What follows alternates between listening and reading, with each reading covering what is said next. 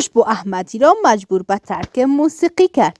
روحی 398. خوشبو احمدی یکی از هنرمندهای زن در افغانستان که شروع کاری وی 6 سال پیش از ستاره افغان بود و بعدش آهسته آهسته وارد دنیای بزرگ موسیقی شد.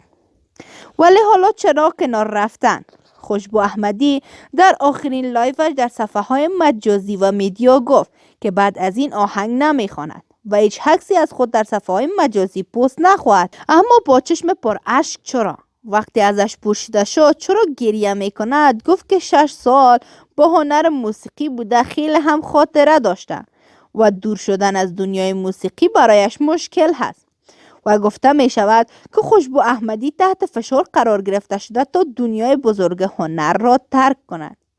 ولی در مدت 6 سال کنسرت های مختلف در شهرهای مختلف و همچنان ویدیو کلیپ های خیلی عالی را به دسترس رسانه و میدیا قرار داد و همیشه از آهنگای پشتو میخواند و خیلی صدای رسا داشت.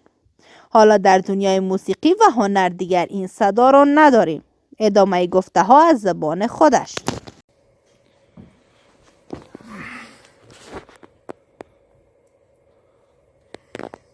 سلام خدمت تمام خواهرها و برادرای عزیزم.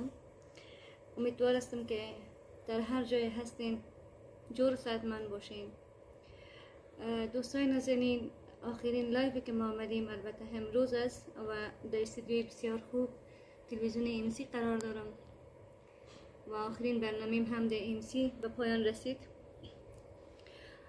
دوستای نازنین، بر من بسیار سخت است بعد از 6 سال که بسیار زحمت کشیدم در کشور مثل افغانستان و بسیار مشکلات ما رو در رو شدم، بسیار تهدید شدم، خودم، اولادم، تمام زندگیم به مشکل تا اینجا رسید و بعد از بسیار مشکلات ما تصمیم گرفتم که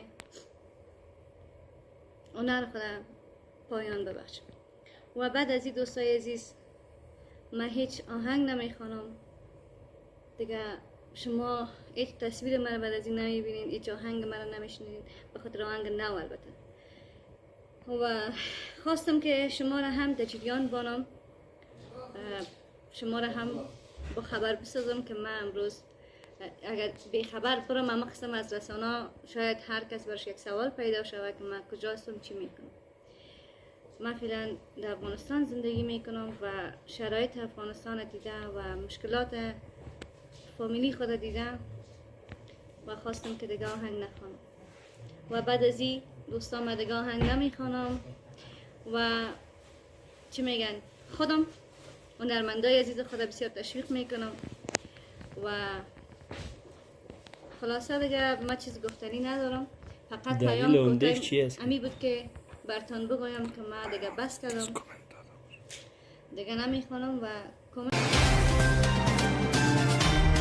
د افغانستان نړۍ او سیمې د مهمو خبرونو، پیښو او جریانونو په اړه د تازه، پر وخت او دقیقو خبرونو لپاره د روحي ویبپاڼې د یوټیوب چینل لایک او سبسکرایب کړئ ترڅو زموږ نوي او تازه ویډیوګانې پر وخت درته ورسیږي.